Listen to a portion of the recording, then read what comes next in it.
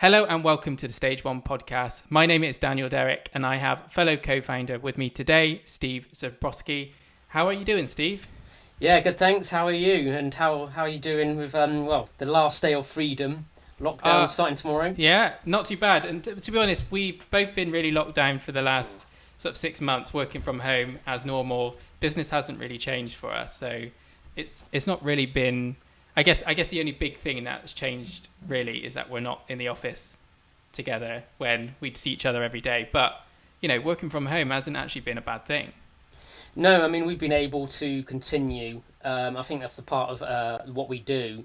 I mean, we've both got offices in our own homes, so we've been able to continue doing work and there's been no real issues at all. So I guess... Before we even get into this week in the news, we probably should update everybody in terms of where is Stage 1, because now it's just the two of us. Unfortunately, we don't have Craig with us anymore because Craig has decided to go off into new ventures. But I guess let's give everybody a little bit of an update of where has Stage 1 been within the last 6 months, because I think our last podcast we did together was early January. And that was with Craig. So unfortunately, Craig left. We're still on talking terms, so it's just circumstantial with COVID-19 happening. He's got a family. Dan and I were both. We don't have a family or anything, so we don't have to worry too much about that. And as people who've set up businesses in the past will know, that setting up a business, you know, there are risk elements to it. You don't know when you're going to get your first client, and the added risk factor is COVID-19. So we've kind of like started Stage 1 at the most challenging times in our lifetime, in our these generations. So Craig felt that as he's got children, he needs to play it safe. Yeah, no, exactly. And I think even when we were back in January, and I can remember sitting in the workshed office and it was a rainy day and we were talking about the weather, we didn't even know COVID was a thing at all. No. I mean, even in the news in the UK, yes, it's starting to rise in China, but it was kind of like you hear it in the news, you think, oh yeah, that'd be old news in a week's time, like a lot of things.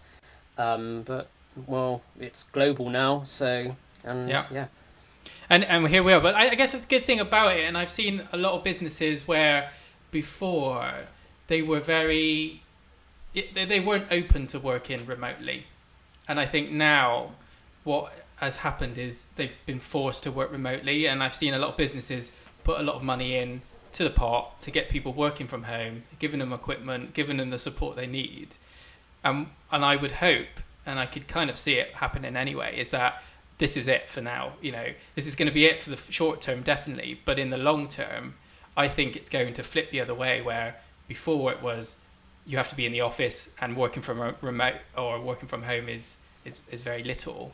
But now it's going to be the other way, where actually they expect you to work from home, and going into the office is this sort of weird thing that, you know, you would do every now and then. Yeah, I think it's definitely going to be changing. I mean, I've spoken to people, working in their companies, and they're saying, well, they realise, a lot of companies were thinking about security risks, and if you've got like business sensitive data, they were worried about, if you're working from home or if you're using work laptops and potentially you could have customer data, there's a risk. Or, if you're having to access documentation and you're on your network at home, then, do you have a secure connection, VPN, for example. Mm-hmm. But I think a lot of businesses, because they're forced into change, and I think this is one of those things, the best way to make change is force people into change. They'll adapt. And I think businesses are realising, we don't actually need everybody in the office. We can carry on and work from home.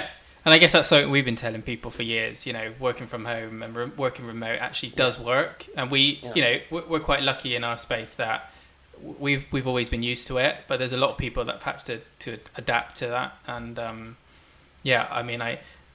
hoping they're getting on with it fine. I know there's industries where that's just not possible, but I think this fully remote, flexible, family first, work comes second is what the world is needed for a very long time. A lot of companies, they push for work-life balance. Well, now you've got a better work-life balance. You don't have to spend an hour each way a day, so it's 2 hours a day commuting for a lot of people.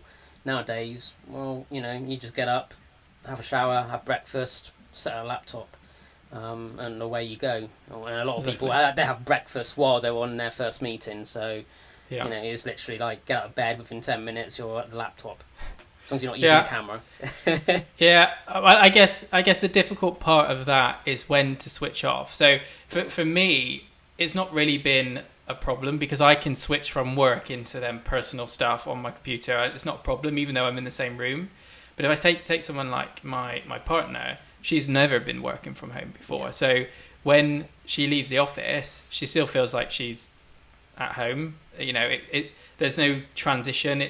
It's harder for someone who's not used to it than someone like people like us who it's just normal. We can just switch in and out like it's anything. So yeah, I think that's going to be the hardest thing that people have probably had to fight with is that transition between this is work time and now this is my pleasure time and I need to switch off, because that 2 hour commute or that hour commute always used to be that switch off. As soon as you leave the office, you've got an hour commute. Now you're home. That's home time.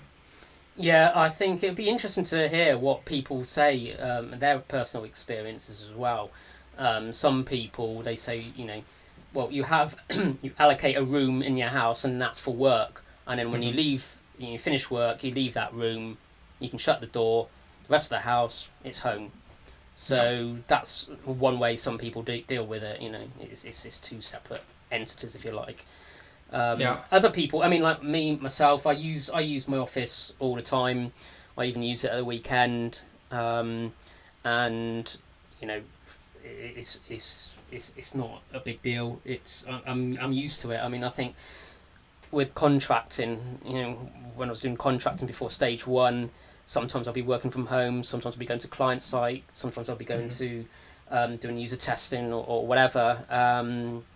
I do miss going to do user testing face to face. I've been doing it online, which is that's better than not user testing, obviously. But I do miss actually going to people, going to their offices and seeing how they work in their own environment, their natural habitat, if you like, which is part of user research. Finding how they work.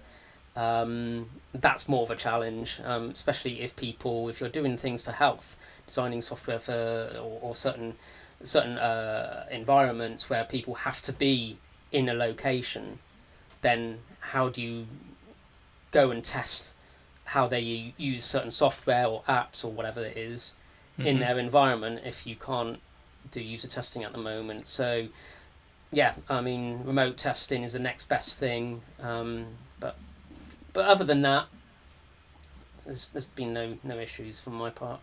No, and I think we've managing fine, and it's sad to know that Craig has also left the business, but we've a lot of businesses would take that as a big hit and maybe affect things, but we kind of just picked things up as normal. Yeah. It's always nice to have that extra pair of hands around. Yeah.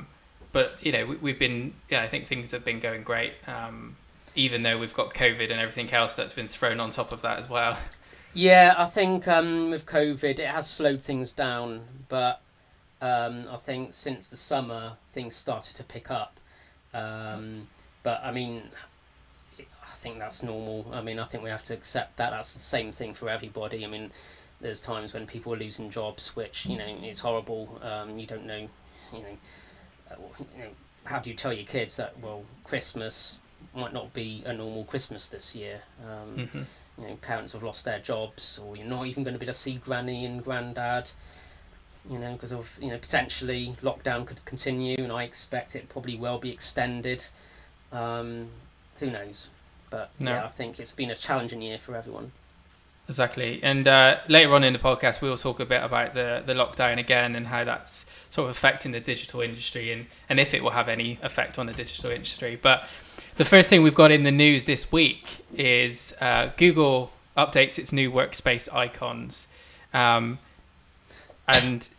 there's been a lot of backlash from individuals in the UX space and the design space, pointing their guns at Google, saying that it's not very good. And I personally, if you have seen them, if you haven't seen them, then if you're watching this on YouTube, I'll put the pictures up now on screen. But if you're watching this on Apple or Spotify, then just give it a little bit of a Google, and they'll pop up. But myself, I think they're in a position now where people understand what the workspace platforms they have are, where they can be a little bit more clever with their design.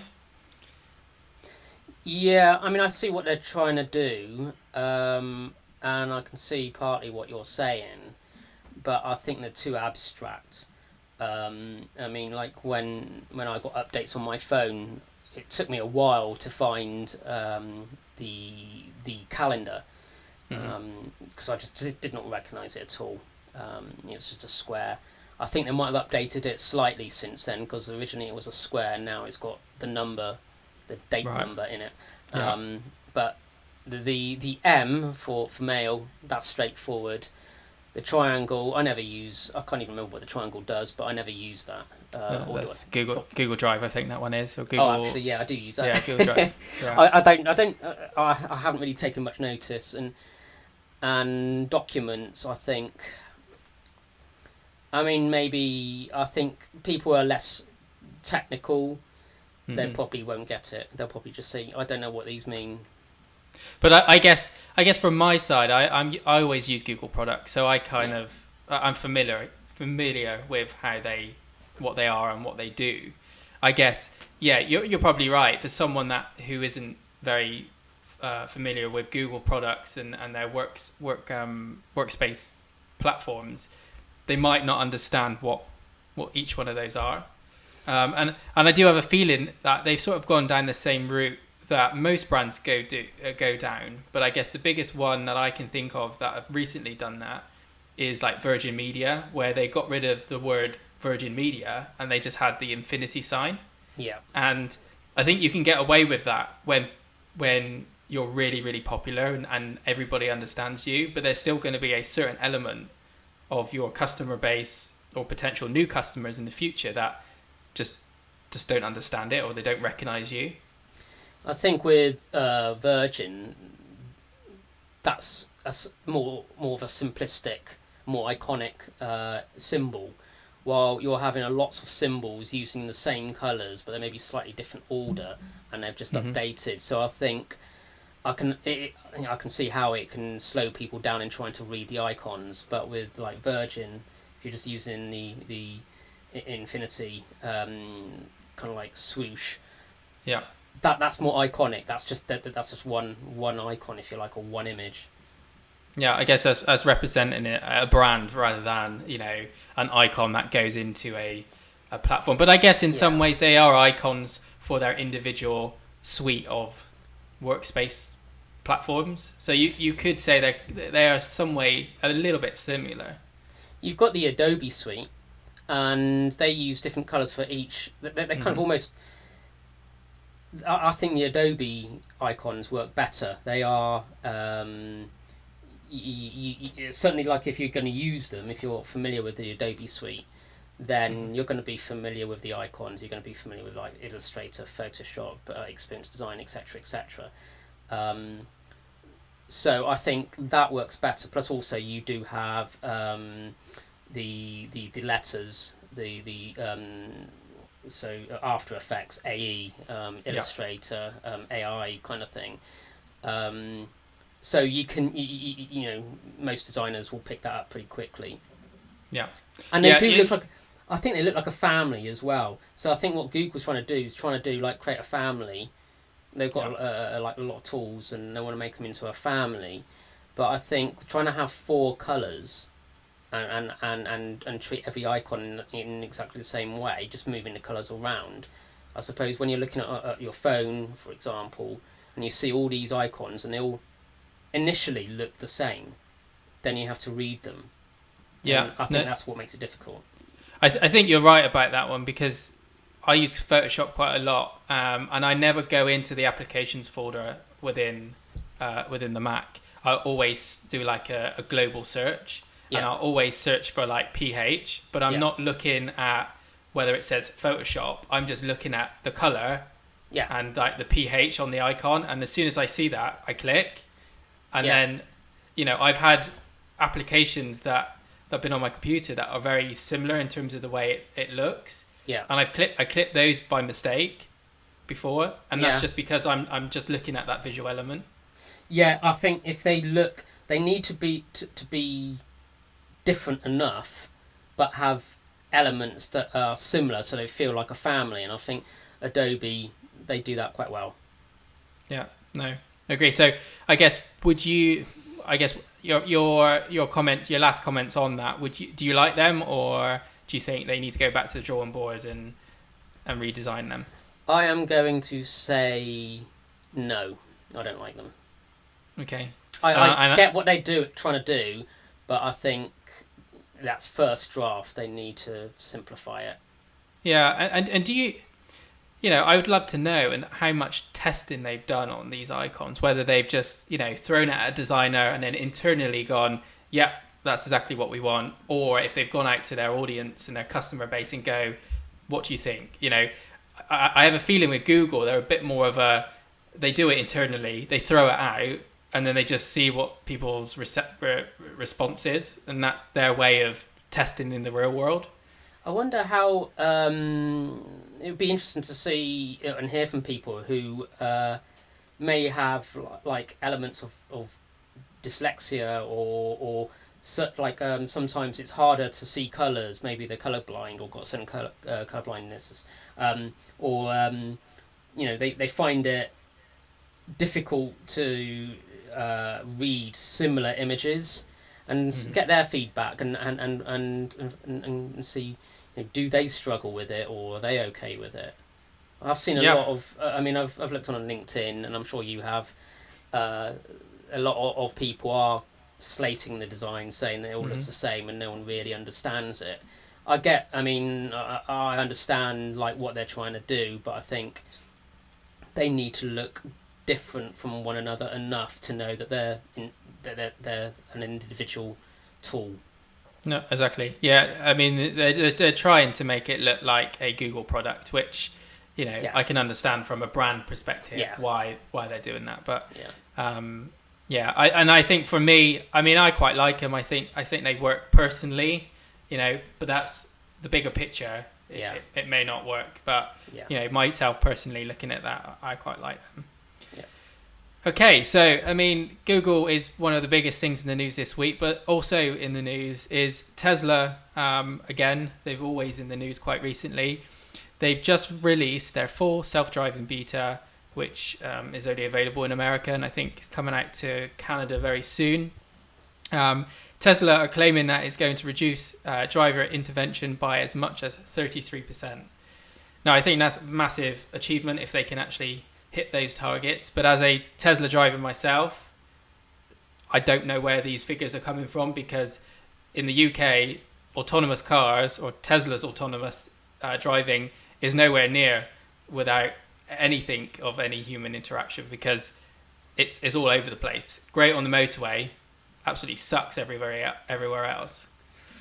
I'm guessing it's like legislation, different rules for different parts of the world. So, I mean, I don't have a Tesla. I would love to drive a Tesla. I mean, you know, I did think about, you know, putting an order in for one. And you've got a Tesla 3, Model 3.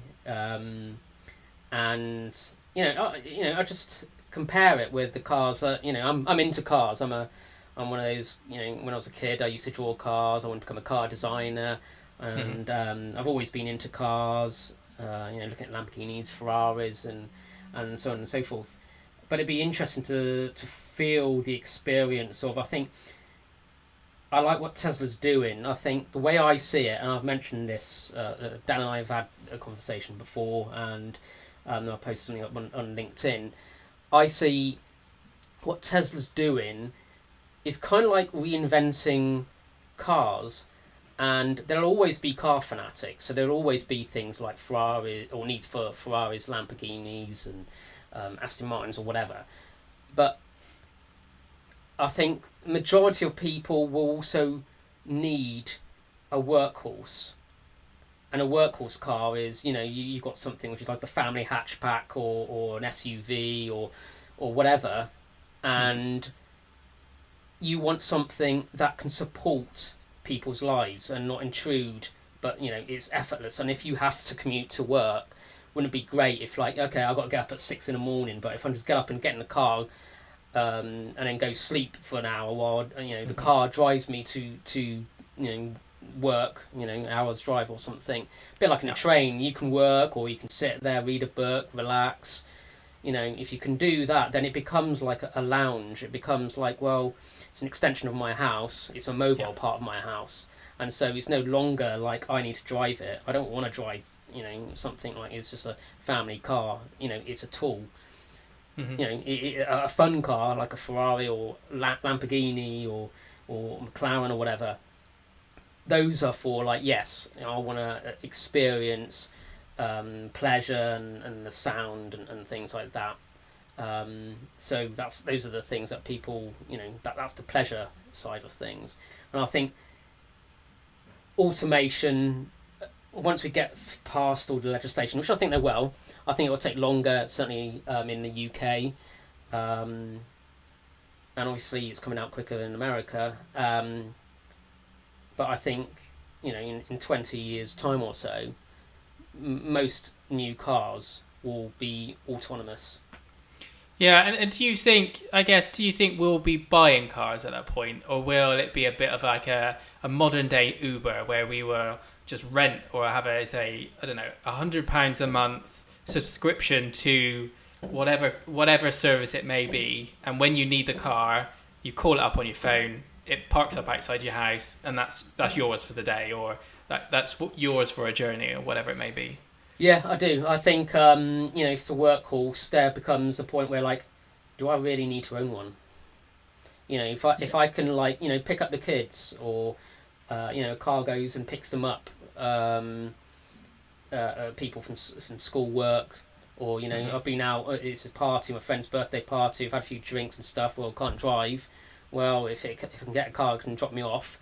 I'll just say, right, I want to go. This is my house. Just drop me off. And it's things like potentially, what if you got things like, right, I want to throw a whole load of rubbish away and take it to the skip. Well, sometimes you get stuff and it's junk, and I could damage my own car and stuff. But if you just rent one out, obviously there'll be insurances and things, but I can imagine that you can just say, look, I just need a car for a couple hours. I want to recycle a whole load of garden waste, and I want to take it to the tip. So if I can get a car to come up, I can bung a whole load of stuff into the car, and then the car can take it to the tip, and then somebody can unload it. People working at the tip can unload those cars. So I think it could change. I think a lot of things can change.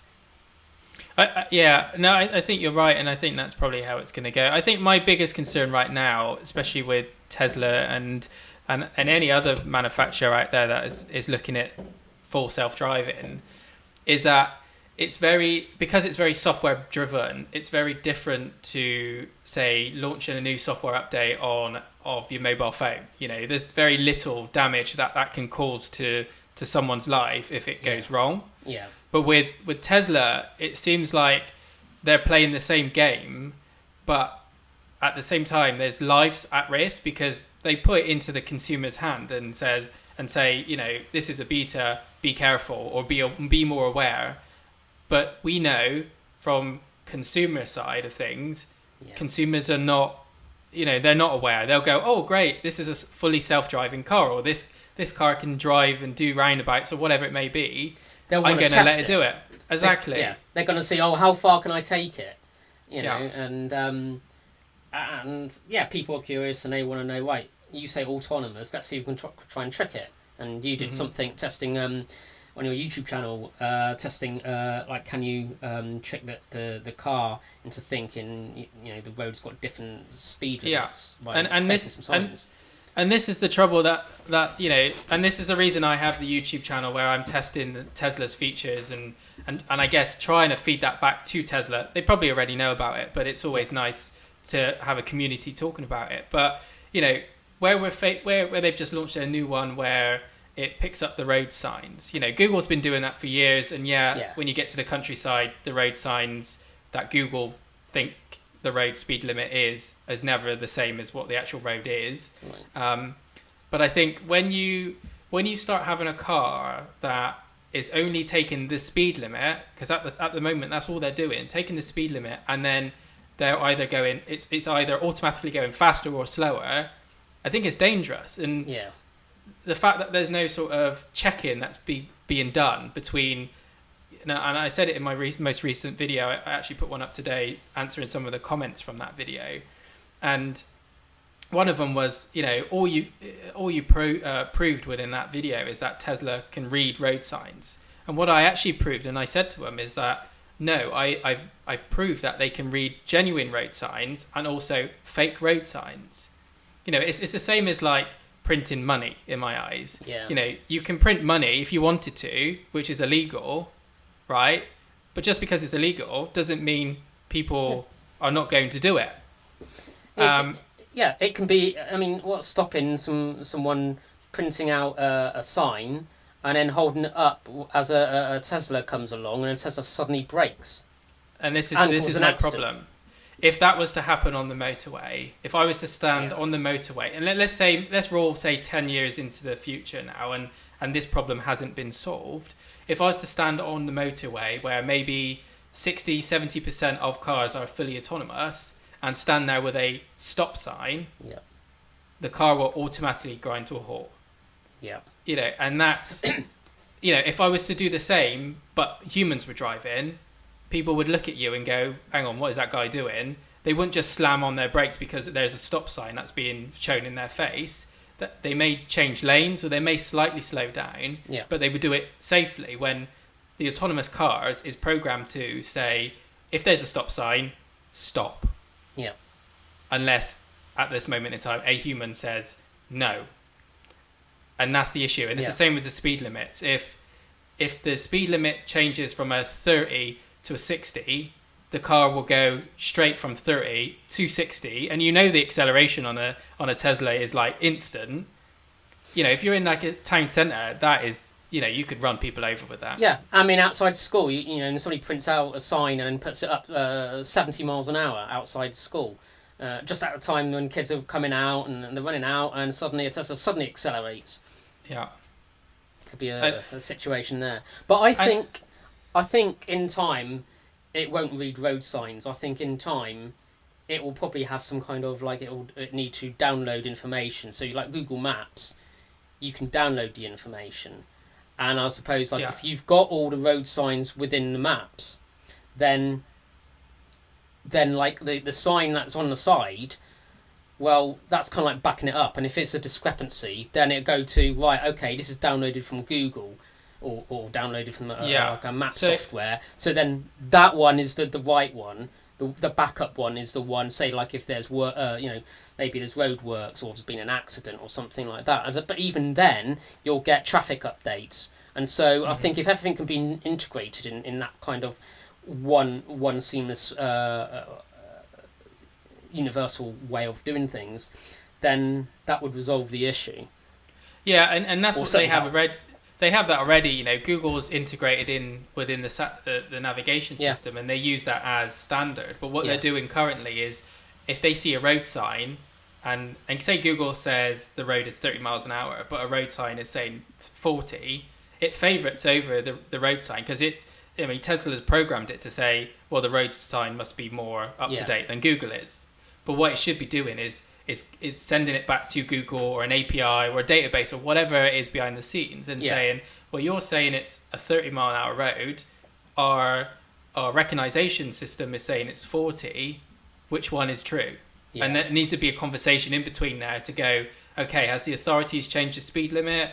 Has something else changed the speed limit? You know, and trying to figure out which one is. And it might even be based on other drivers as well. Having more of a community base, which is I think how Waze works, which is another navigation system. So I think we're still in early days with the Tesla stuff, and it's great that they do it. They've got so far with that technology, but I think the issue I always find is that they just pass it over into the hands of the consumer. And I know they've got to do testing, and I know they're going to have to make changes.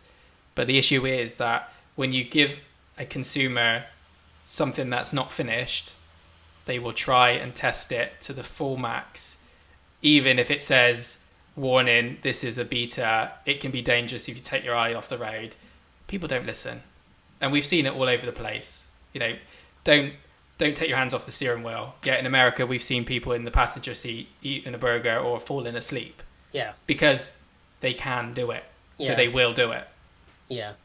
Yeah, I think over time, actually, one thing which would be quite interesting, because other car companies are doing autonomous driving, but I can see there probably become a standard to help with legislation.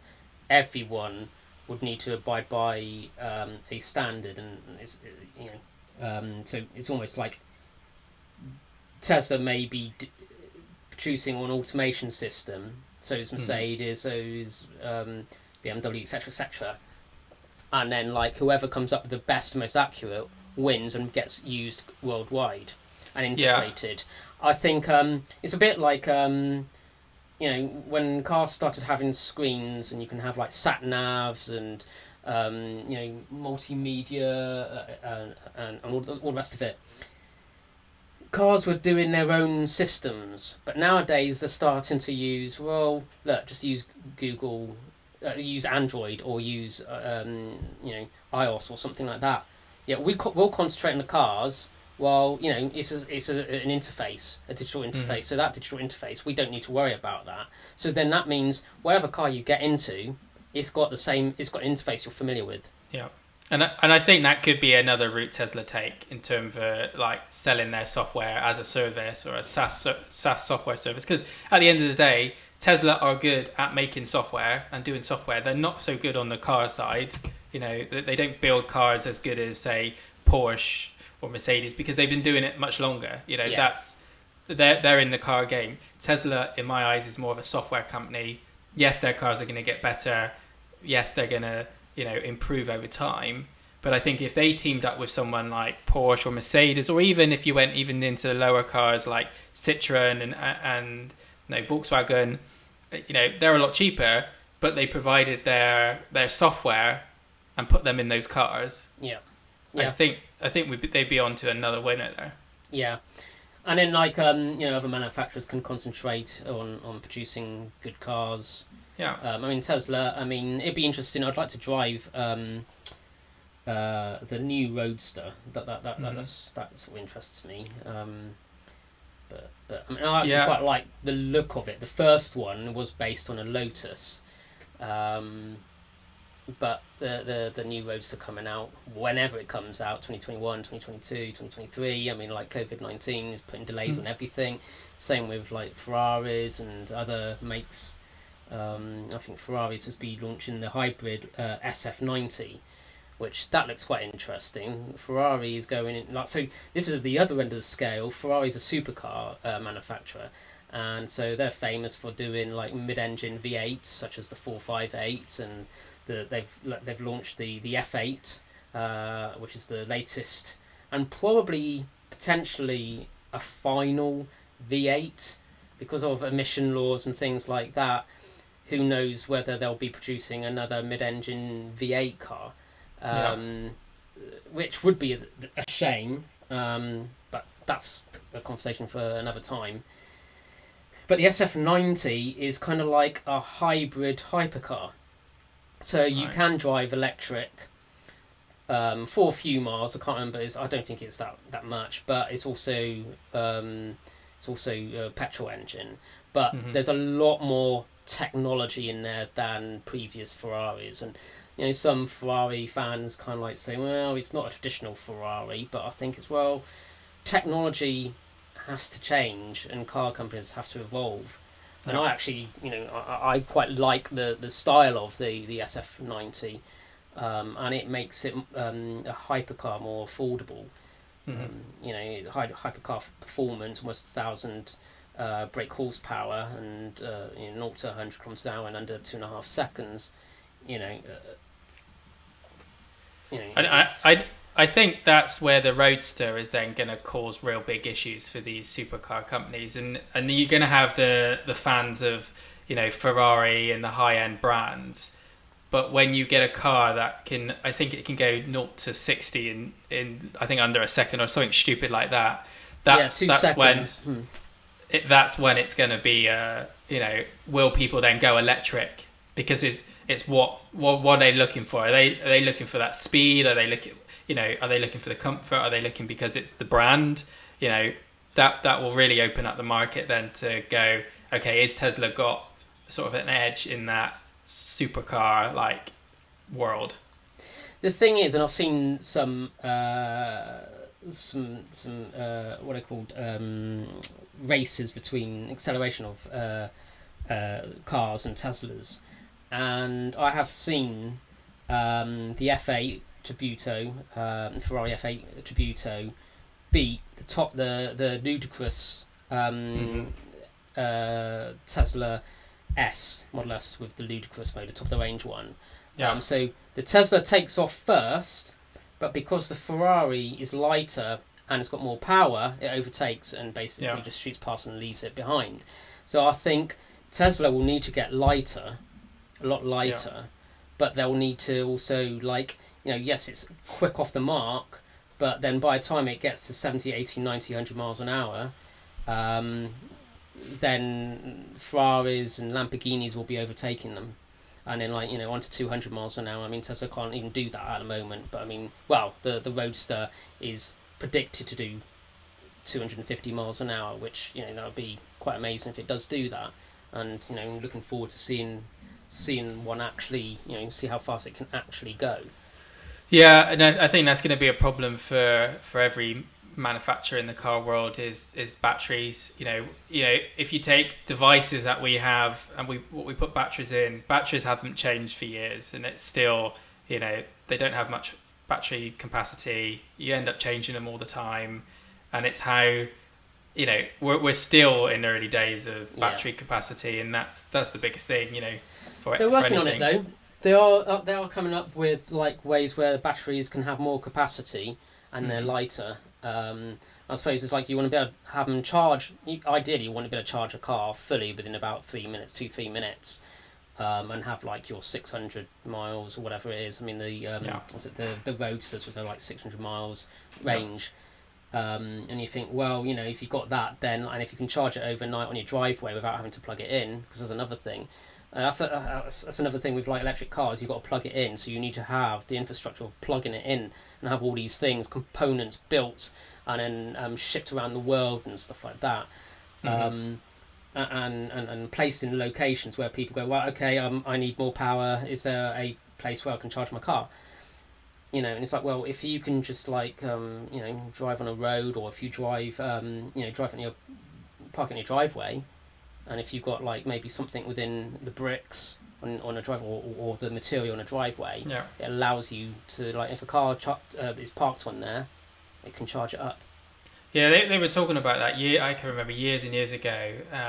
It was kind of like speed bumps in the road where when you drive over it, it would sort of touch something underneath, a plate, and it would give you a bit of charge. And that was an idea they had. I don't know. That's a bit of a bad idea, putting on a speed bump. Yeah, it wasn't. I have to slow right down every 25 meters or whatever it is, and it's to slow down, charge a car up, go over the speed bump. Oh, my back! Oh, or whatever. No, it wasn't a speed bump. It was like a speed bump, but it was basically there was a plate at the bottom of your car that would touch the other plate on the road, and that would give you some sort of charge. I guess since then they've come up with regen braking, which basically does exactly the same thing. Yeah. But yeah, I mean, it's interesting world in the Tesla space, and I think as it stands right now, they are the leaders. Probably not in terms of the car build. I think the Porsche Taycan, I think it's called, that one looks and feels like Porsche. It probably drives like a Porsche as well. It feels like a normal car, looks like a normal car, only it's electric. So I suppose electric's not normal yet, but it drives electric. You expect it to make that Porsche sound. You think, oh right, you get into a Porsche 911 Turbo, You hear combustion engine. You get into another Porsche and you don't hear anything. It's like, hang on, it looks like a Porsche. It feels like a Porsche. It's a build quality of the Porsche. Or Porsche, depending on how you call it. But I think the biggest thing for that, for Porsche and the hurdle they're going to have, one, I would say the price, but I'm not in the market to buy a £100,000 car, so maybe that's not a problem. And the second thing is they don't have the charging infrastructure at all. They're relying on the third parties. They have the cars, they have the build quality, the German build quality. They have the Porsche fans, and they do build good cars. So they're kind of a bit opposite to Tesla, but they don't have the electric infrastructure and technology that way. But they have the driver's cars. Yeah, Tesla doesn't have a driver's car, but they have the technical. They have the more advanced, newer software and technology. Yeah, and that's where I think these manufacturers have missed the boat, because Tesla did offer all of this up. Use our standardized charging connector. You can have access to our charging network. And they all turned them down. They just said no, we don't want it. That would have made more sense. I think it would have been cheaper. It means everyone, all car it's a bit like, there's pros and cons to it, but like iOS or Apple, they have a closed infrastructure, and I can see the pros of it, but it means that if somebody goes and buys a PC or gets Android or whatever, then it's like, well, I want to share my iTunes. Oh, wait a minute, I can't. Yeah. I have to spend £20 million on iTunes or whatever. And it's like, if they, and it's the same. And I think companies shouldn't do that. I think it's about, and I think that's bad UX. I think it's about, I want a car that could, or I want something that does X. Mm-hmm. I don't care how it does it. I just want it to do that. I want to listen to my tunes the way I want to listen to my tunes, to let me listen to them. And I think this is that whole ecosystem of trying to keep the customer within our boundaries and not allowing them to move around. But then what you're actually doing is you're limiting your customer. Yeah, they may stay with you. We take the whole thing of Apple, right? Apple, the reason people stick with Apple is because the UX of their products is good, and that's why I will move around from an iPhone, and I probably will never sway into an Android. But will I stay with them now? Is if something else comes along and is better, I'm not going to stick around just because I'm with the ecosystem of Apple. So when I start buying things like smart devices for the home, I've got that in the back of my mind now. So when Apple launched theirs, I was like, well, if I go with a smart device for my home, which is Apple, I'm not going to be able, the compatibility with that is going to be very limited. Yeah. So that was the reason I didn't go with it. Yeah. I used to have an iPhone back in the days of the iPhone 3. I had an iPhone 3 GS, I think it was. Yeah. I had that for about 4 or 5 years. I literally ran that into the ground, and I can remember a friend of mine, because I put an order in for the iPhone 5. The iPhone 5 had come out a couple of months before, and I thought, well, my iPhone is 4 or 5 years old. It's becoming unusable. It's so slow, I can't use it. So I really need to update it. And I'm the sort of customer where I'll buy the top of the range phone, but it'll last me 4 years. Yeah. Instead of buy a new phone, and so I'll get my money's worth out of it. And a friend of mine said that she's seen the prototype Samsung, is the Samsung S4 then, and she said, right, the screen's in a different league. You've got touch and haptics and hover over. You don't even need to touch the screen. And it's a whole new updated operating system and things. It makes every other phone look obsolete. And she's very into technology. She's a head of. I don't want to give too much information away, but she's like a head of sort of technology in her business sort of thing. And so I trusted her, and I got the Samsung, and I could see, the screen's in a different league, and discovering haptics, and you can have haptics, or you can just move your hand over, and you can see, well, I can see it's a bit gimmicky now, but for like if you're doing something and you need to turn the screen on like that and see an update, or what you're trying to maybe watch a YouTube video, and it could see whether you're watching the YouTube video, and if you turn away for more than a certain amount of time, then to save battery it turns off. Obviously you can adjust it, but let's say you're doing something, you're trying to work out, how do I do this? You're cooking or doing something with fixing something, and you need both hands. And so it's like, I'm a plumber, or I'm trying to do something, trying to fix something, looking at the YouTube video or whatever it is, instructions. Right, cool, I can do that, and I'll just go like that. I've still got the screwdriver in my hand, I can just do that, and it'll come back on. I don't have to touch it or press a button or try and find a button. If it's a bit sort of you've got gloves on or something like that. Yeah, so, and I think that's the worst part, when you're cooking or doing something where it's quite messy. Yeah. And then you're trying to follow a tutorial, and it's like, I can't cook and touch all the screen. And it's like, damn it, I need to. Oh no, I just activated something and bought something. It just doesn't work. I guess that's why smart devices in the kitchen work. I got Alexa in my kitchen with a screen, which the voice is great, but it's nice to see something visually. And for cooking and stuff like that, it's great because it doesn't move on. It asks, when you're ready, let me know, and I'll move on to the next bit. So then you can say, right, next instructions, and then it. Yeah, and you can do that. You can do that now with pretty much any smartphone. You can sort of like talk to it and ask for something, and then how do I? It's like you're trying to type something on your laptop, and you go, how do I spell such and such? Just say it on your phone. How do I spell it? And it comes up on your phone. It tells you.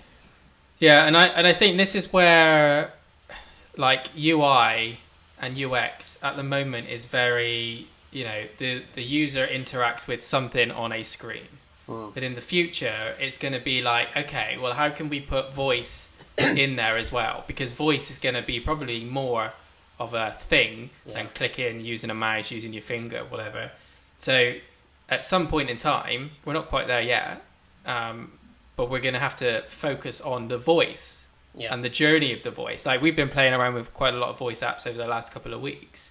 And, being able to plan out the journey of just a basic conversation that we could have between us, which you think, it's only a 30-second conversation.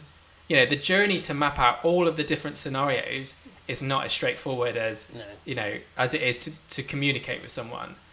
And I guess that's going to be the biggest hurdle when it comes to voice app, is how do you map out all of those edge cases and plan it so it works. You want some AI that fills in the gaps. You come up with like these are like the 5 main journeys, and you can get a number of outcomes depending on the variance of these journeys, and it can work out what the outcome needs to be. Yeah, basically within certain perimeters. Yeah, and I think you're right, because I guess the closest thing right now to the bigger voice apps are like chatbots. And if you ever talk to a chatbot, it always. I don't think I've ever used a chatbot where it's been like, yes, it's answered my question here. It's normally like, just shut up, get out of the way, and put me through to an actual person that can help me solve this problem. Because you always have a problem that it doesn't know. And it's like, do you mean this? No. Do you mean this? No. Do you need more help? No. Have you checked out the forum? No. I don't want to see it. I just want my problem solved. Yeah. And you go round and round and round and round and round until, like, I've actually tried it with quite a lot of them, and sometimes it works and sometimes it doesn't. It says, what do you want? I want to talk to an advisor. Okay, we'll put you through to an advisor. Because they know, like, rather than putting you down this journey of trying to help you, just put this guy in front of an advisor and they'll help you out. Because that's what I want. Yeah, I think a lot of help functionality on websites or software or whatever, there's room for improvement. Some software is better than others. But if you can talk to it, I think like being able to talk to it and explain what you want, it's a lot quicker than typing. And I think a lot of,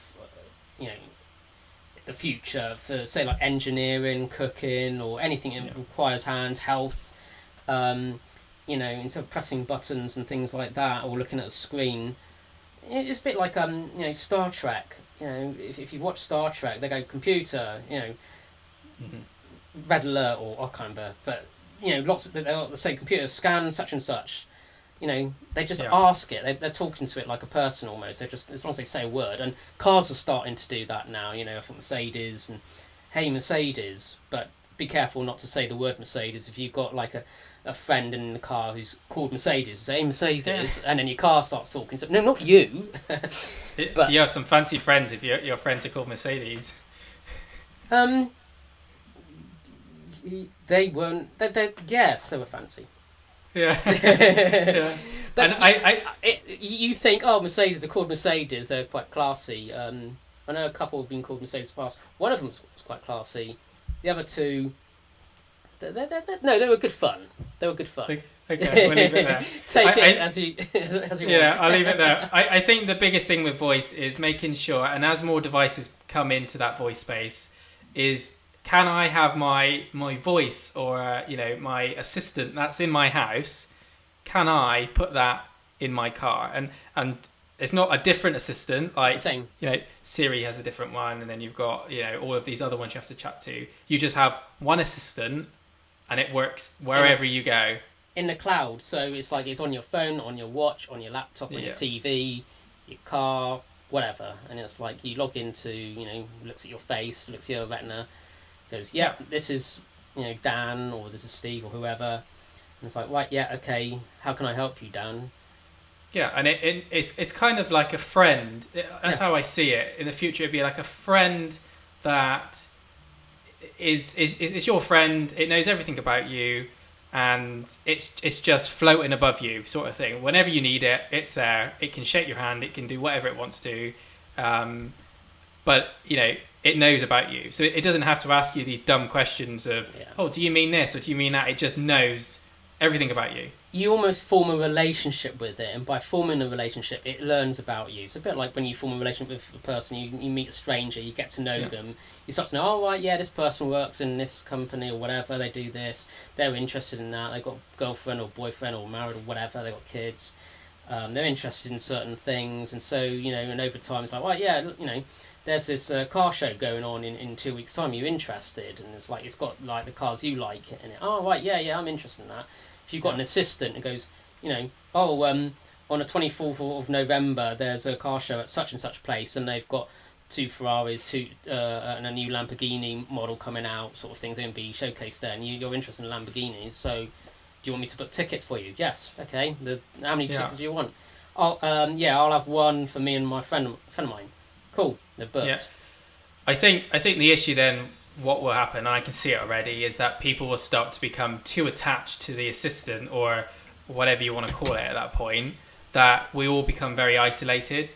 Why would you need a partner? Why would you need a family when actually you just have this thing that you can talk to? It knows everything about you. It's basically your best friend. It could be your partner at the same time. Will we then start becoming very isolated? Well, you get those sex dolls, and they're starting to put a little bit of intelligence in those. And if your assistant's in there, and your assistant, you change your assistant's voice to, I don't know, a nice lady or a guy or whatever, and it's like, hey Dan, how can I help you tonight? It's like, then your girlfriend walks in, and then it's like, hi, nothing to see. This is not what it looks like. Exactly. Yeah, I mean, it's going to be an interesting world to see where that goes. I know voice is still very early days, and it can't even understand most of us. It says, "Do you mean this?" No. Like earlier on, I said to Alexa, I said, "Turn on the heating," and it went, "Turn on the heater." I don't understand. It's like, no. Turn on the heating. Like I said it right, but because I was on the other side of the room, it's somehow between distorted or whatever. Yeah, and it's like it's easier for me to at this moment in time pull out my phone and switch it on than it is to talk to a device that probably doesn't get what you understand, like doesn't understand what you're going to say most of the time anyway. Yeah, I mean, if you're travelling, you go to different countries and they have different languages, and then you go over there and speak English, or for example, then it's like, does it read English in English kind of thing, or hear English in English? Well, there's actually a device, and I don't know what company or what they're called, but I saw it online not that long ago, where actually you can put something in your ear, like a bit like an hearing aid. Oh yeah. And it will read back in your language, but of course people are talking in their own language. They talk to you like normal, and it translates it in your ear. Yeah. And vice versa if they have one as well. And I thought That's amazing. That's the equivalent of an assistant in some ways. That's in real time as well. Yeah, Yeah, exactly. It's like having an interpreter stand next to you. But what that does do is it removes the interpreter, in at all. You don't need them because you just put this device in, and away you go. You could have that on TV. I mean, you could have so if you were, I'm just thinking of ideas. I'll come back to that soon. Yeah, no, I think it needs a bit more thought. I was going to say something and I thought, hang on, but if you're blind, you're able to see the TV. Yeah. So okay, ignore that. But anyway, moving on. So and we're going to go back into it again because it is one of the biggest things, but it feeds us into another conversation later on. But we're going back into the whole lockdown talk. We're now just not that long ago come out of a lockdown. We're now going back into another month of lockdown just before Christmas. Do you think that's going to affect businesses, and especially in the digital space, or do you think now we've got to this point where we're just getting on with it and just doing what we can anyway? I think businesses with offices will be affected less than the first time round because they've kind of prepared themselves, and it's more like, not again. Fine, we'll do it permanently. If they haven't thought about doing it permanently, this will be the final straw, and they'll say, right, fine. Sorry, we don't know whether we're going to have a third lockdown, fourth lockdown. This lockdown could last past Christmas and into New Year. You don't know. Let's just cater for the fact that everyone's going to be working from home from now on. But it has a negative impact, obviously, on sort of retail, unless you're online, or certainly online only. I think a lot of people say companies that may sell clothes and things like that. I don't think they will be hit as hard because at the end of the day you need to wear clothes. But I think things that are social places, pubs, restaurants and places like that, they're going to get hit hard, and then a lot of them have already closed. Yeah, and I think the big issue with that stuff, those types of sectors, or the entertainment sector, is that they can't really do anything online. It's not like a shop where they can sell their stuff online. No. If you got a cinema or a pub or a restaurant, you can do deliveries. I guess that's the equivalent of doing it online. But other than that, that's all. I mean, you're quite limited, which is a bit of a shame. As we know, pubs have been, and clubs all over the country have been shutting down for the last sort of 5 years all over the place, and now is this going to be the final hurdle for pubs? And you find that the biggest ones, like the Wetherspoons, they're the only ones that are really standing strong because they got chains all over the country. But even that in today's climate, even they can go under at any point. Yeah. And I think it's challenging for small businesses as well. I mean, it's like a family-run business, been running for years. They're struggling to be competitive. They require more face-to-face interaction. I mean, we came up with the Buddy Assist, and I mean, admittedly, we haven't really done that much recently on it. But the idea is, I mean, it's early stages, but it helps put people to local businesses. So if you're looking for I'm looking for a local shop that sells vegan produce, but I'm in a wheelchair. Where's a shop that sells vegan products that's wheelchair friendly, for example. No, exactly. And that's, and I don't know if you've seen recently on the TV, but actually Google have been pushing their local, support local businesses. They've got an advert out to try and get more people to go local. And if Google's seeing that as a gap in the market, or trying to push more people local, then I can see that as there's a big need there, because as we know, Google don't offer, they offer reviews and you can see who's local, but it's not as good as it should be. Yeah, and we've also been working on the voice aspect of that as well. So I mean, we need to spend more time. But as always, it's having time to, we've got a lot on our plate, and part of the reason why we haven't done any podcasts for so long. You know, things have been happening, and it's meant that and obviously we don't work together anymore. We're in, you know, separate locations, but you know, we've adjusted. This is the first time we're doing a podcast in separate locations. You know, it's a bit like having a normal Google Meets, isn't it? You know. Yeah, and I think so. You know, for our first online podcast, I think it's running nice and smoothly. That's without me looking at the edits and mashing it all together later on. You're tempting fate now. Something will fail, like, you know, there'll be a power cut or something. You know, yeah. Yeah. So that kind of leads me into my next bit, and I don't know if you've seen online, but Burger King have recently put out a big ad campaign telling customers to order from their biggest competitor, McDonald's. Now, is this clever marketing, or is this just really dumb? Because I know online there's been so much backlash from people saying, you know, why is Burger King telling people to order from McDonald's when that's a huge corporation, when they should be supporting more local independent food restaurants and takeaways? Yeah, I suppose there's two levels of it. It's like, look, you know, we know it's hard times, so, you know, we're not going to say just come to us, although obviously, you know, our products are better, but, you know, going for a Big Mac, you know, is good as well, sort of thing. But what about, you know, well, yeah, but meanwhile, it's even harder for those local businesses, family-run businesses and things like that. I mean, they could be out of business. Exactly. You know, by Christmas. I mean, they could be... I mean, a lot of these small businesses, they may be waiting, going thinking, all right, well, Christmas is usually our really busy time. Well, is it going to be good this year?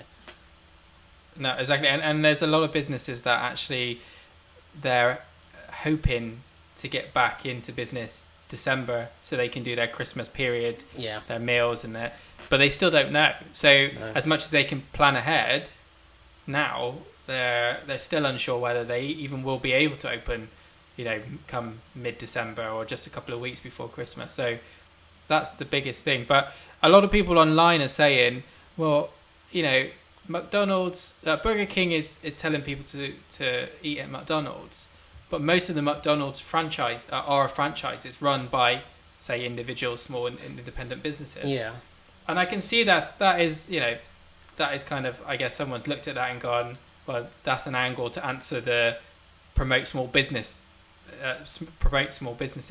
But at the end of the day, even though they're franchises and they're probably owned by independent people, they're still backed by a massive corporation. They still got the branding outside their shop. So people will naturally go to McDonald's because it's McDonald's rather than try other local businesses around because they're not sure whether they'll like it or not. I suppose it's like, is it clever marketing aimed at the right audience? Their type of customers, if you like, how do they interpret that message? Yeah.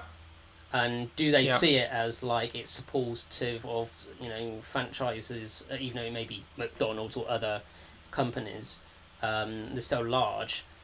An average person may think it's McDonald's is a large company. Yeah, you're right. And I guess if you're buying from Burger King, you might be a type of customer that, you know, don't like venturing off into small businesses. You know, you're very stuck with Burger King or sticking with the big franchises. So you're maybe right. Maybe their type of customer base is more likely to go to McDonald's or KFC or any of the other big fast chain companies than go to a small independent business. Well, there's that as I mean, what I mean is also, you know, if you think people go to McDonald's a lot, that type of audience, or whatever, you know, get fast food. How do they read that message? How do they interpret a message? Is there do they misinterpret that communication and it doesn't even cross their mind that they just see it as, hey, they're saying, you know, they're being friendly to McDonald's, or, you know. Right. Okay. Yeah, you're seeing it as from the other angle. Yeah, no, you're true. Yeah, maybe they're looking at it as, you know, I'm going to continue going to Burger King because Burger King is trying to help out all of the other fast food restaurants around. Yeah, maybe that's a reason. But I mean, I don't know. We're not in marketing, but I don't really know what to think about this one. It's a bit of a. I guess they're looking at it from an angle that there's always this competition between Burger King and McDonald's, and Burger King's always the one that is kind of fighting. You know, McDonald's. I don't think I've ever seen a McDonald's trying to fight against Burger King.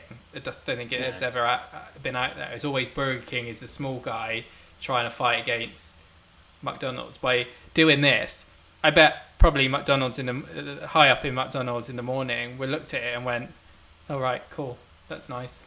Like, makes no difference to us. Thanks for the free promotion." But yeah, I mean, it's like people are still going to come to us. You know, it's like a couple of quid, you know, or whatever. And we know it because when McDonald's was locked down, they had, you know, and they reopened, there was queues around the block just to go and get their McDonald's again. So we know it's not a, you know, people are not choosing McDonald's because it's McDonald's. They're just choosing it because it's convenient. It's fast. It's convenient. And they go to. They're familiar with it. So yeah, it's like, oh, McDonald's. Let's get, you know, it's Friday night. Let's get some takeaway and watch a film or something like that. Come back and watch a film. Although saying that, I think McDonald's biggest hurdle right now, and I think it will take them out of the game if they don't hurry up with it, is offering a diverse set of food. So at the moment, especially through COVID, they're only offering like meat-based products. So you mean like a vegan or at least vegetarian? They got vegetarian, but they've been through COVID for some reason, whether they've been sold out or they're not offering it. They haven't offered any. So we I went to McDonald's a couple of weeks back, had no vegetarian options. I suppose that's something else. I mean, companies are struggling, and if they've got limited workforce, or their suppliers have got limited workforce, and obviously restrictions everywhere, then it's like car manufacturers, and like Tesla and trying to get bits or order a car or something. Well, yeah, it was supposed to be due for delivery in November, but have to wait until June, July next year at the earliest, sort of thing. Mm-hmm. So I mean, I think a lot of companies, certainly like if you're ordering things that are manufactured, could take longer than normal. So I think we'll have to just accept that. Mm-hmm. Yeah. So yeah, maybe like McDonald's was thinking, well, our majority of our audience, they'll continue eating meat. That's our biggest seller. Let's just concentrate on that. Yeah. Which is not fair on people who are like vegan, but yeah, and I think the issue maybe is that if then say vegans and vegetarians find another convenient fast food restaurant, that they will switch and they may not come back. Yeah. But the chances are McDonald's offers that convenience. Yeah. So even if they don't offer something now and in say 5 years' time offer those types of meals. What if Burger King did that? I mean, I think Burger King do have a vegan meal. I don't think you can eat the chips. I don't think the chips are vegan. That's a big issue for Burger King, because they've said that we don't have the facilities to fry our chips separately or something along those lines. So they've got a vegan meal or burger, if you want to call it, but the chips are not vegan. So it kind of defeats your purpose of going to those places. So yeah, it's challenging. Yeah. I think it's just going to be limited wherever you go. I think there's going to be less. I'm not talking about like you go into a shop, are they going to have toilet paper? I mean, yes, there's a lot of people, for some strange reason, they've got it in their head that if you don't have 438,000 packets of toilet paper, you'll die. Yeah. And actually, that with the lockdown again, I've seen a couple of photos circulating. That whole toilet paper missing from the aisles has started again. For some reason, I do not know why. It's strange. It's not part of the symptoms, it doesn't give you diarrhea or runny nose. I mean, like, there are very rare, obviously everyone's different and everyone's affected differently, but they're not one of the primary symptoms. So, No. And I know, like, they say, like, buying lots of toilet paper is cheaper than buying tissue, box of tissues. What you get for your pound, if you like, you get more tissue. But it's like, and I went shopping today, and I was expecting the worst. I was expecting to go in there. I even went, it's like after lunchtime, I thought, it's going to be hopefully a quiet time, because I hate going there when there's people. I like to just get in there and get out. But I thought, yeah, but also I expect after the lunchtime rush, even though it's the last day sort of thing, of people, allowed out sort of thing, I expect it will be pretty empty. And it wasn't. All the shelves were full. Yes, toilet paper. There was still toilet paper there, but it was low. But everything else, fine. And I thought, oh, well, there's not a problem. Cool. I mean, I'm glad to see that. But, if you're thinking of panic buying, don't. Just as long as you've got, people should be buying about a week's worth of shopping at least. So if you were, if you're on your own, for example, I'm on my own. No one loves me. But, so I have to do my own shopping. And so I tend to buy about a week's worth of shopping. So it lasts me a week, so I don't have to keep on going to shop every 5 minutes or whatever. Yeah. Obviously, there are some things you might need to pop to a corner shop for, which I do. If it's like I need to get something, extra milk or something. Fine, I'll go to the shop and stuff. But that's only a walk. I can just walk down the road for that. Yeah. But I think if you've got, okay, what happens if you're ill and you can't get out of the house for a few days? Well, you can't go shopping then, can you?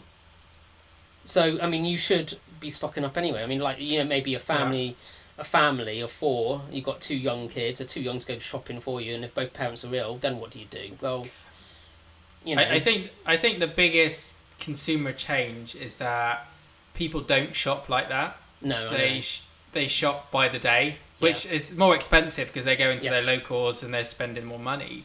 But I think that's probably another reason as well. They shop day by day, so they expect what they want is on the shelves when they get to the store.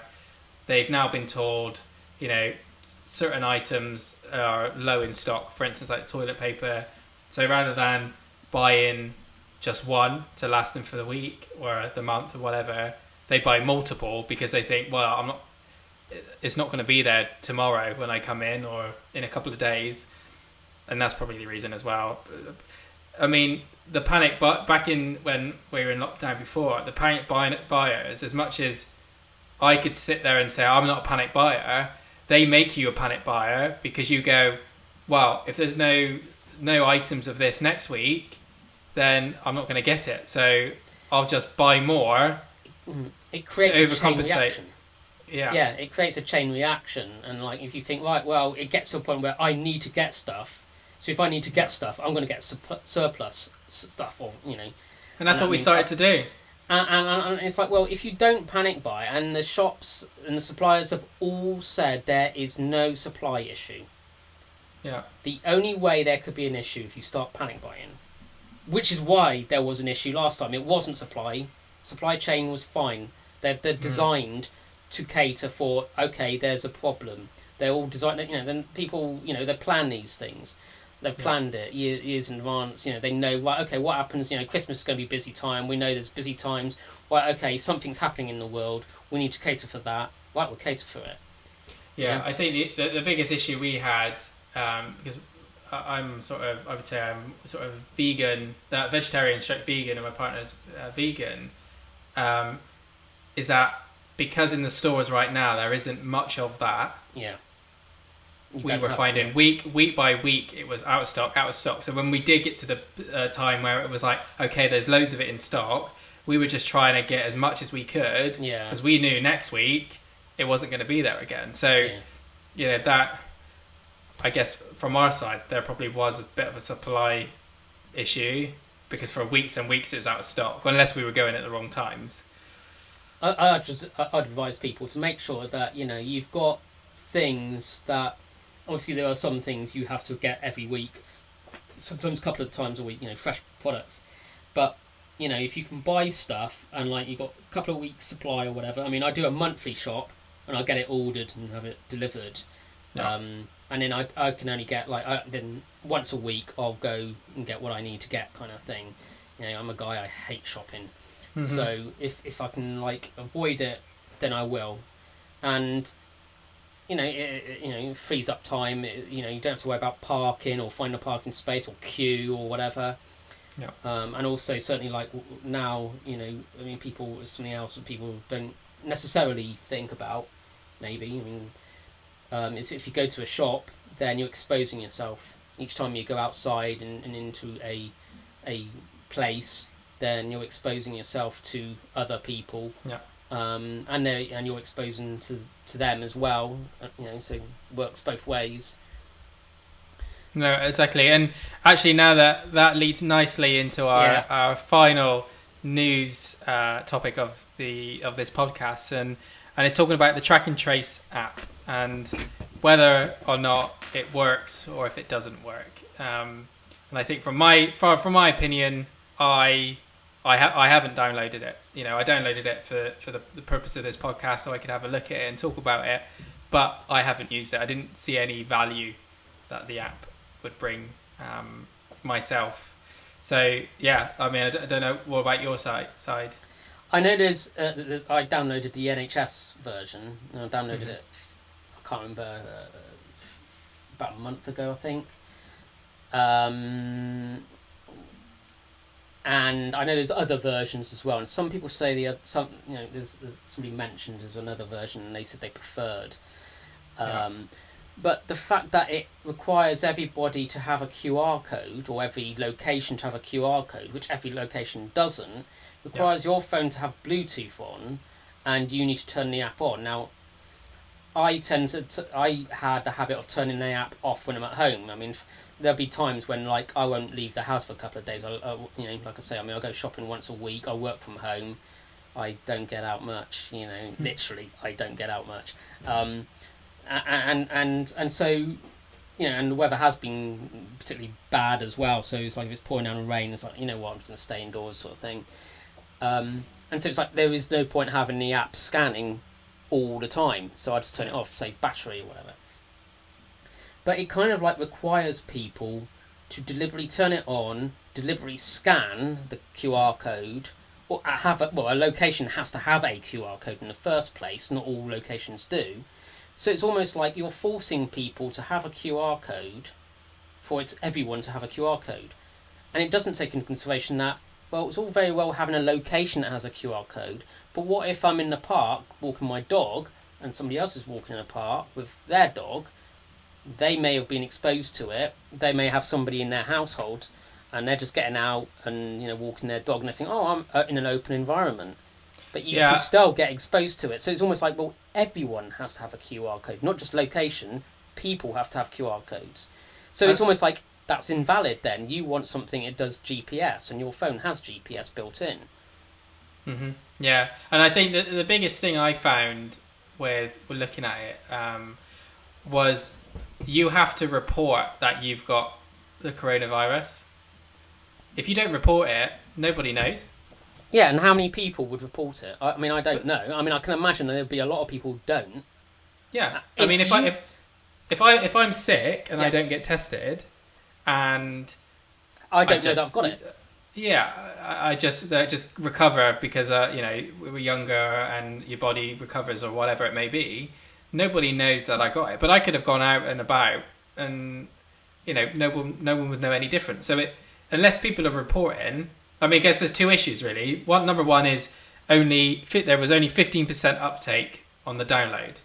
Yeah. So only 15% of the UK downloaded the app, which is absolutely nothing. Yeah. Right? And two, are people using it in a correct manner? Because again, leaving it up to the consumer, it's a nightmare because you cannot track or trace people when they're not using it correctly. Yeah. Or if they're not using it at all. Or they left their phone at home, so I forgot my phone. Exactly. I'm the sort of person who'll keep my phone in my pocket, so I know I've got it on me all the time. But if your phone, whatever, phones crash sometimes, or you just forget. You you go to the shop and sometimes, I forgot my face mask's in the car, and I've started walking to the shop already, so I go back to the car, and that you may forget your phone, or may forget to turn it on, or may forget to scan it, or it's relying too much on the user to do stuff. And if you're ill, let's say I live on my own, if I'm ill, chances are I probably won't go and get tested because I won't know whether I've got it to get tested. Yeah. So I won't have, and I could get ill, I could get ill badly. I may have to go to hospital. And then they may test me and say, yeah, you have got COVID or you've got something else or whatever. But I might be too ill to actually say I've got something. Yeah, so I can't tell you. And it's still relying on, in the app, even if you go and get a test and you come back as positive, it still relies on you as the user to input your testing ID or whatever they give you, their reference, to then report that within the app. Yeah. But that's crazy because are most people going to do that? I mean, it may be the most conscious and the most, maybe tech savvy or the people that really want to support and help are going to do that. But the majority are not going to do it. At the end of the day, exactly. It's not automated. And how I see it is very similar to how the smartwatch is. The Fitbit tracking or the Apple Watch. Yeah. It tracks your steps. Fantastic. Okay. So what about then when I'm not wearing it or I forget about it? It's not tracking my steps, so therefore the data is incorrect. Yeah. What about when the watch dies and it runs out of battery? It's not tracking my steps. So at the point of, okay, this is an amazing app and it is tracking my fitness, over time, when you start forgetting it, there starts becoming gaps in the data, and in the end you just go, is there any point? There's no point in me wearing this.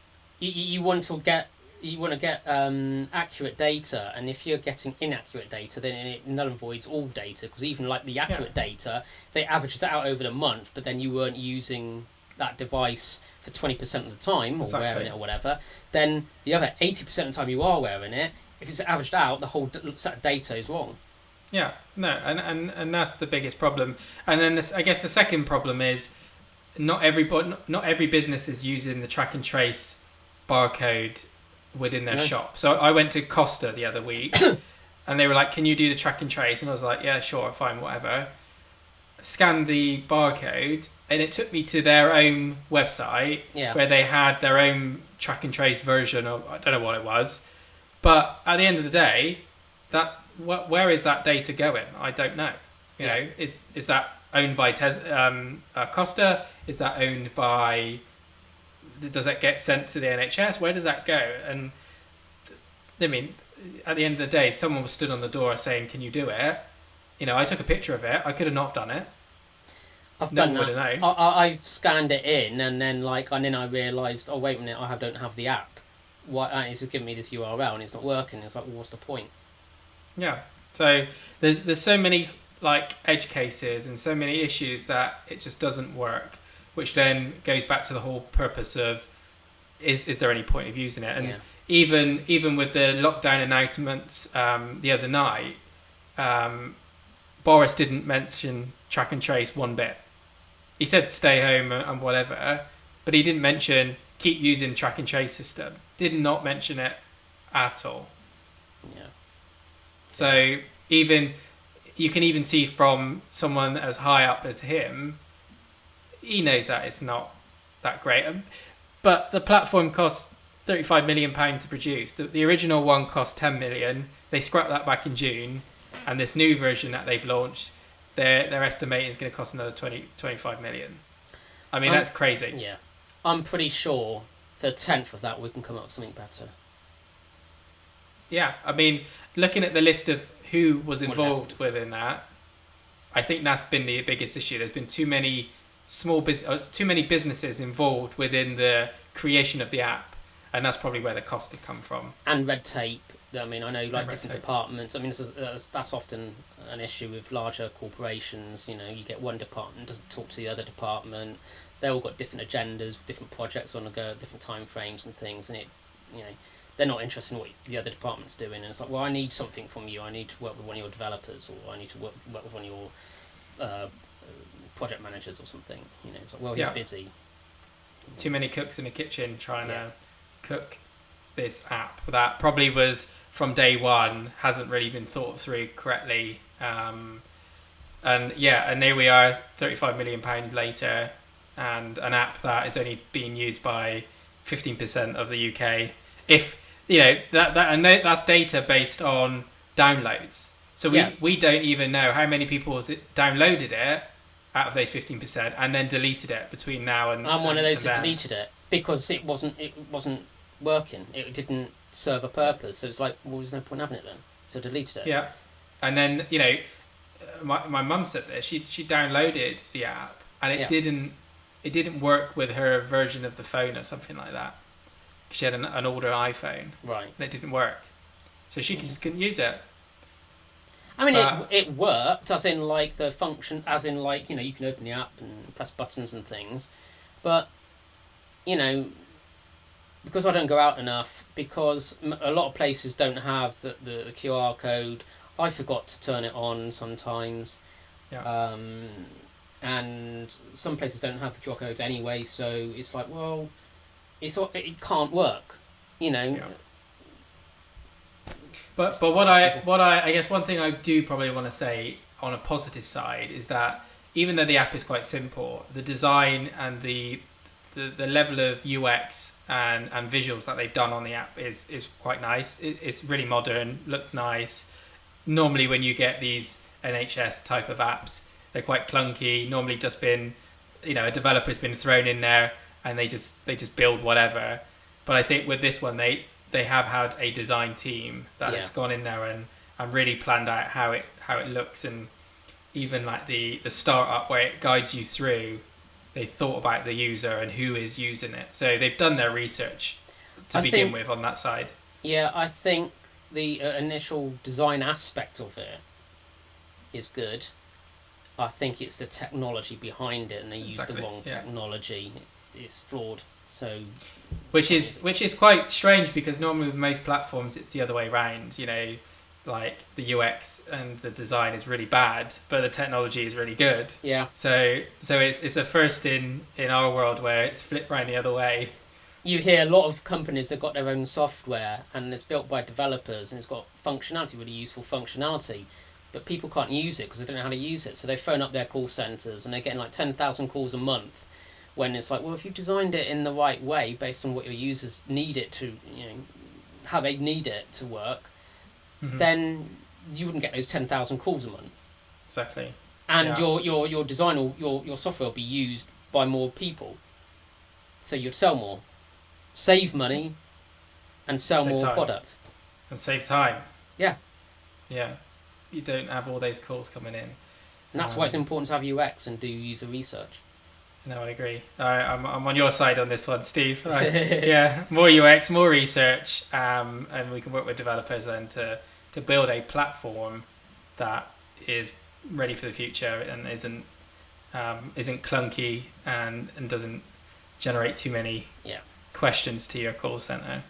I think the NHS app is just using the wrong technology. I mean, the app design, as in like I expect the company who did the design, they had their hands tied, that they could come up with a nice interface, simple, easy to use. Yeah, and they probably would have said, look, don't use Bluetooth, don't use QR codes. I mean, what is it, 1986? No, I mean, use GPS. I know some people would have said, hang on, that's like, oh, my phone's spying on me. Your phone's listening onto you 24/7 anyway, and it has GPS. You can't actually turn it off. So, that's how like the police can track you. It's like you're not using your phone, but they know where you are if somebody goes missing. So,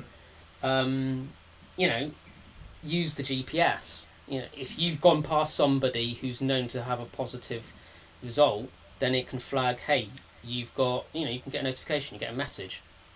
No, I agree. And I think probably the biggest mistake, probably a couple of assumptions they've got here, is one, everybody has a smartphone, which is assumption wrong, because not everybody has a smartphone. Not everybody has a phone, especially not the older generation of today. And the second thing that they should have done was potentially maybe passed it over to Google and Apple, where it is, rather than an app that's being downloaded by a consumer or a customer or a user, it's actually part of the OS, and it's doing it in the background. Of course, there's going to be GDPR issues and all of that other stuff that sits behind the scenes, but if it was automatically installed within the latest update or within an update, more people, the uptake on that would be much higher than the 15% that they had. Yeah, I mean, I do remember seeing some YouTube videos of people saying, "Oh, look, got the new update of the Android operating system. There's a thing saying it's switched off, but there is a track option which it can automatically track you, sort of thing. It's not tracking you in the sense of are you being naughty, you're being watched, in that sense. Although I can understand people's being wary of it, because they're thinking, well, okay, but what is stopping somebody from using that information to watch me and track my behaviour and then sell to me in that way? Which, software does that. Your phone does that. Your laptop does that. That's why you get a number of ads which are linked to what you do. And there's a whole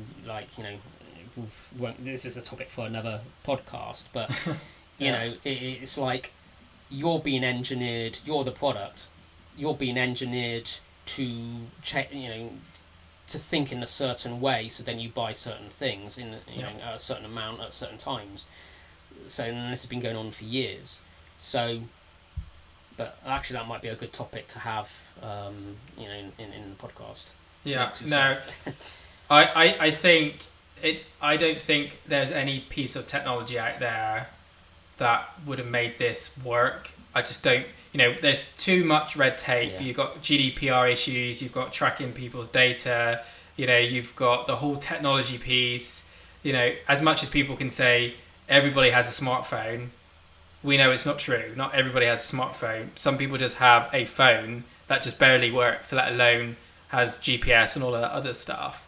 So, I mean, I guess the biggest question is it opens up more questions around, if this was to ever happen again, and we do need to start tracking people, how is there any devices out there or any technology that we could use that makes it more streamlined? Maybe it opens up new doors to new products or new services that could arise.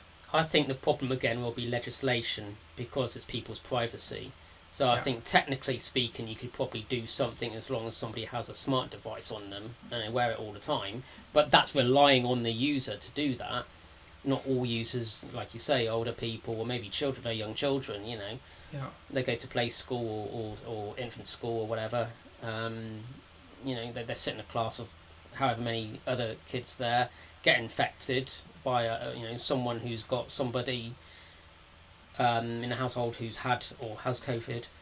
Because that's another thing, you don't know that you've been exposed to it, and you don't get any symptoms typically until approximately 7 days. Everyone's different, 5-7 days or whatever. You might not even get any symptoms, or you might get very mild symptoms and you think, I was feeling a bit groggy one day.